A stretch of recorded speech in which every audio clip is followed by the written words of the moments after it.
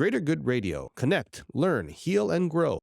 I like the definition of trauma is not what happened to us, but what happens in us as a result of what happens to us, right? Like the event is traumatic.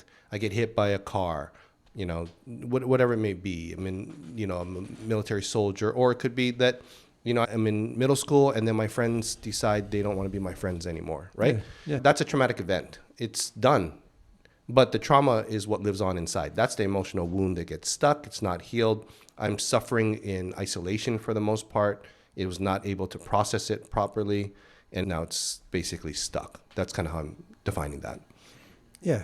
There's a lot of people who are afraid to talk trauma, or they're like, that's made up, or it's like, hey, that's over. You have to deal with it, move on. I don't think a lot of people really understand what trauma is. Mm-hmm. And the way that I look at it is, actually, I read this in a book, is trauma is when, like if we're here, you're talking, I'm talking, if I can't stay present to what's happening, like you're a good guy, we have trust and connection. And if you say something that might be hurtful, I can be like, oh, that's interesting. And I'm going to explore that because maybe I'm misunderstanding. I'm present to what's happening. Trauma is when the past starts to get projected onto the future and I'm no longer responding to the connection and the presence and the context. I'm now responding to like, people aren't trustworthy.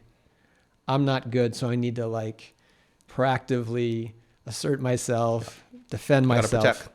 Yeah. And so trauma, when you think about it that way, where it's like, okay, if I'm now reacting to you, if I'm not reacting to you, but kind of something from the past, whether I'm conscious of it or semi or unconscious, that's trauma. Yeah.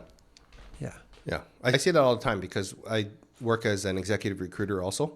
And when people come to me unsolicited and they're like, I want to leave my job, I want to go somewhere else or so on, it's typically because it's like, I hate this freaking person or I can't stand them or so on.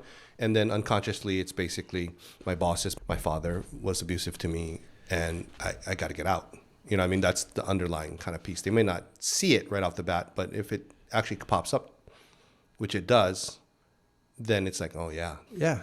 And there's some people who do somehow get into a situation where there is a dynamic.